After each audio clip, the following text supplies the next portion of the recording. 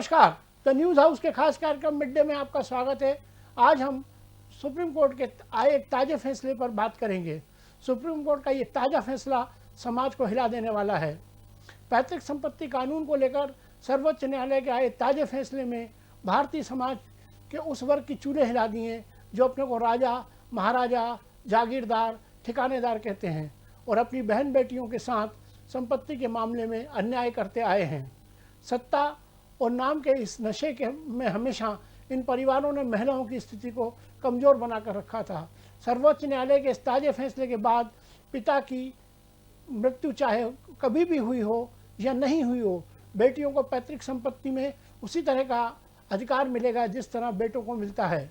इस निर्णय के बाद अब सीधे रास्ते से इस कानून के तहत बेटियों को पैतृक संपत्ति में अधिकार दिया गया है।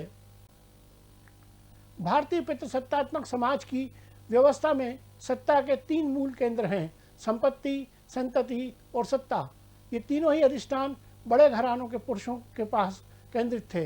अब तक की परिपाटी है कि बच्चे के जन्म के बाद पिता का ही नाम चलता है। संपत्ति का उत्तराधिकारी बेटे को ही बनाया जाता रहा है। इसी तरह सत्ता भी पुरुषों के हाथ में ही रही है, चाहे वह सामाजिक हो, आर्थिक हो, राजनीतिक हो या धार्मिक। इसी कारण समाज में स्त्रियों का दर्जा दोयम रहा।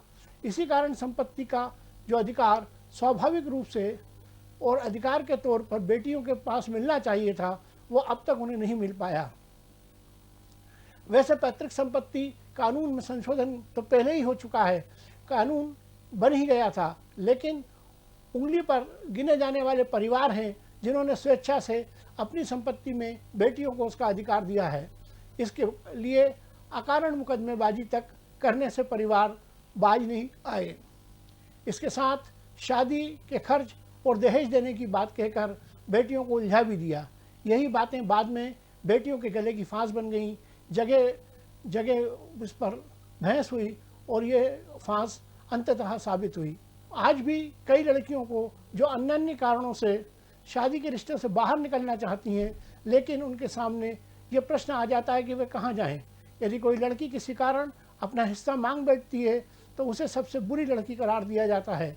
मायके से रिश्ते खत्म होने के डर से लड़कियां अपना हिस्सा मांगती ही नहीं हैं। ये सोच खत्म होनी चाहिए। बेटियों को संपत्ति में, खासकर पैतृक संपत्ति में बराबर का अधिकार को समाज को स्वीकृति मिलनी चाहिए। सर्वोच्च न्यायालय के इस निर्णय को सचमुच अमल में लाने के लिए अभी कई काम करने होंगे। माँ बाप को बेटियों के दिमाग में ये बात बिठानी होगी कि जो कुछ भी मेरा है वो तुम्हारा और तुम्हारे भाई दोनों का है।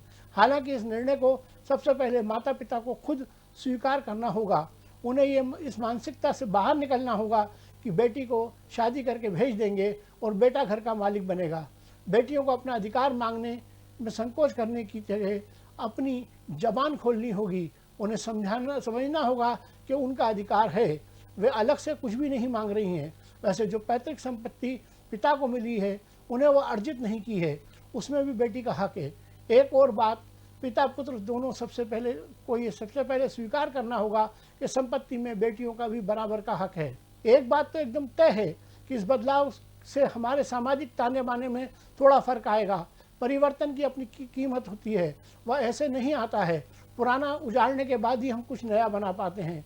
इससे यहाँ भी रिश्तों की थोड़ी दरार तो आएगी, लेकिन इससे बहुत ज़्यादा सोचने की आवश्यकता नहीं है। यदि इस दरार के पड़ने से समाज में सुधार आता है तो इस दरार का पड़ना बेहतर है।